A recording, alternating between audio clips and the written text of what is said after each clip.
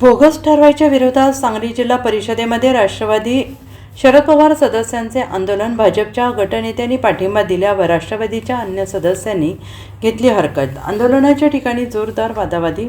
सांगली जिल्हा परिषदेमध्ये प्रशासकीय काळामध्ये झालेल्या ठरावाबाबत विद्यमान जिल्हा परिषद अध्यक्षांनी स्टे दिला असताना समाज कल्याण सभापती दादासाहेब कोळेकर यांनी बोगस ठराव मंजूर केल्याचा आरोप करून राष्ट्रवादी शरदचंद्र पवार पक्षाचे सदस्य वर्षाताई कांबळे आणि त्यांचे पती सचिन कांबळे यांनी ठिय्या सुरू केलं.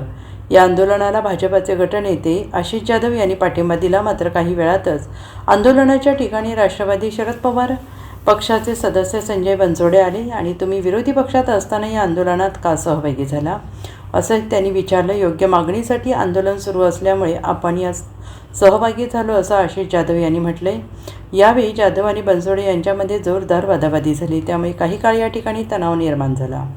सांगली जिल्हा परिषद समाज कल्याण विभागाच्या समितीनं झालेल्या सभेमध्ये मागासवर्गीय वस्तीमध्ये सौर पथदिवे बसवणे या कामाला मान्यता देऊन ठराव मंजूर केला. मात्र समाज कल्याण विभागाने कोणालाही विश्वासात न घेता हा बोगस ठराव केल्याचा आरोप करत जिल्हा परिषद सदस्य वर्षाताई कांबळे यांनी समाज कल्याण अधिकारी कोटकर यांना धारेवर धरले.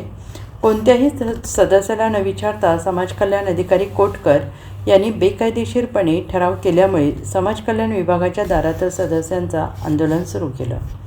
ती सगळ्या सन्माननीय सदस्यांच्या कानावर घातली पाहिजे आणि मगच तो निर्णय, तो ठराव हा पुढे गेला पाहिजे. हे सभापतींचं काम आहे.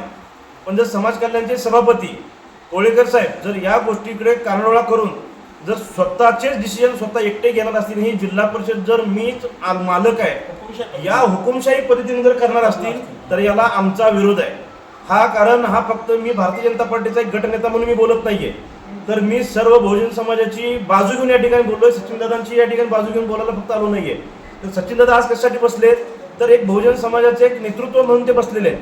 तर मला या तुमच्या माध्यमातून एक विनंती आहे, अध्यक्षांनी ज्या निवडणुका झाल्यानंतर ज्या प्रशासक काळामध्ये ज्या गोष्टी घडलेल्या आहेत, ज्या प्रमा दिलेल्या आहेत, कार्यारंभ दिलेले आहेत, त्या गोष्टीवरती स्टे दिला.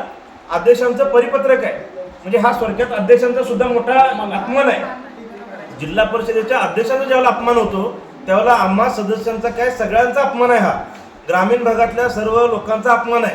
त्याच्यामुळे माझी आपल्याला विनंती आहे की ज्या कामावरती अध्यक्षांनी स्टे दिला त्या कामावरचा स्टे उठवण्याच्या संबंधित समाज कल्याण विभागामध्ये सभापती महोदय जर चर्चा न करता जर ठराव करत असतील आणि सूचक आणि अनुमोदक हे दोन महत्त्वाचे तिथं पैलू असताना सूचक आणि अनुमोदकांना माहिती नाही की ठराव कशा पद्धतीचा आहे, काय गोष्टीचा करतोय आपण, त्या सूचक अनुमोदकांची नावं टाकलेली आहेत आणि त्यांच्या नावाने ठराव मंजूर केलेला आहे आणि तो ठराव मंजूर करून आता पुढची प्रोसेस करतायत. याला आमचा विरोध आहे. सूचक आणि अनुमोदकांना आम्ही विचारलं तर सूचक आणि अनुमोदकांना पण हे माहिती नाहीये. ह्याचा अर्थ हुकुमशाही चालवले. जर ही हुकुमशाही असेल तर ही चुकीची आहे.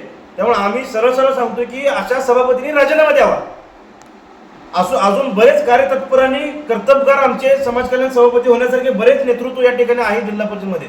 माझी विनंती आहे की जर समाज कल्याण सभापतीने जर वाटत असेल की जर आपण सर्व सदस्यांना साईडलाईन करून जर आपणच निर्णय घ्यायचे आणि आपणच या जिल्हा परिषदेचा मालक व्हायचा, तर आमची विनंती आहे की तुमच्या माध्यमातून की त्यांनी राजीनामा द्यावा आणि याच्यातून बाजूला व्हावं.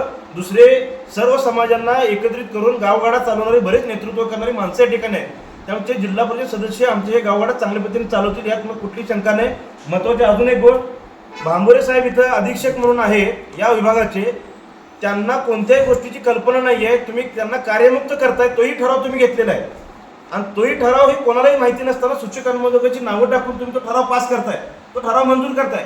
म्हणजे एखाद्यावरती हुकुमशाही पद्धतीने तुम्ही एखाद्याला कामावर घ्यायची की नाही, कामावर काढायची सुद्धा तुम्ही जर निर्णय घेत असाल तर उद्या मला सांगा, गोरगरीब जनतेतून आलेल्या काही इतर कर्मचाऱ्यांच्यावरती तुम्ही कशा पद्धतीने तुम्ही त्यांचं काम करणार आहे.